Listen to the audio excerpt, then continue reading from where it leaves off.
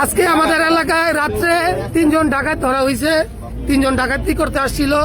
আমাদের এলাকার আমাদের সিকিউরিটি নিজের সাহসে এই সিকিউরিটি এই 2 জন আমাদের এলাকার 2 জন ছেলে আছে, ওরা 2 জন মিলে 3 জন ডাকাত ধরছে আমাদের হাজীগঞ্জ এলাকায়, আমাদের হাজীগঞ্জ বাজারে। 3 জনে এই লোক মেন, ওই লোক ওস্তাদ, ওই 2 জনের সাথে করে নিয়ে আইছে। ওরা হুন্ডা নিয়ে আইছিল ডাকাতি করতে, তো ওরা এই 3 জন হইলো ডাকাত। আমাদের এলাকার বাসীর পক্ষ থেকে আমরা কিছু কথা শুনতে চাই। আমাদের এলাকাবাসী কিছু বলেন। আমরা সম্পূর্ণ অনিরাপত্তা ছিলাম 5 তারিখের পর থেকে।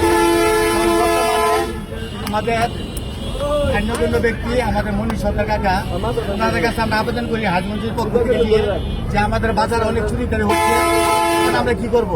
উনি আমাদের একটা কমিটি করে দেন, তখন আমাদের একটি কমিটি করে দেওয়া হয়েছে। কমিটিটা হচ্ছে গিয়া মমতা, রকি, রুমেল আরো আমাদের সকলকে মিলে একটা কমিটি করে দিচ্ছে। এখন কমিটির সুফল পাচ্ছি আমরা। এই যে চুর ধরছে আমাদের সিকিউরিটিরা, ডাকাত ধরছে, এর আগে 2টা চোর ধরছে।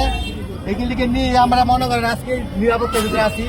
মনীষ সরকার কাকাকে অনেক ধন্যবাদ, বাজার কমিটিকে অনেক ধন্যবাদ। আর বাজার কমিটিকে নিয়ে কিছু লোক আছে ভালো একটা উদ্যোগ নিয়েছে।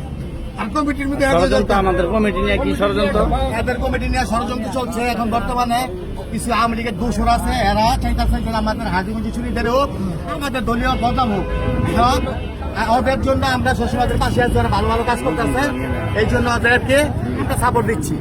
চোরের পক্ষে যদি কেউ না চোরের পক্ষ জানিবে, সে তো চোর। মনির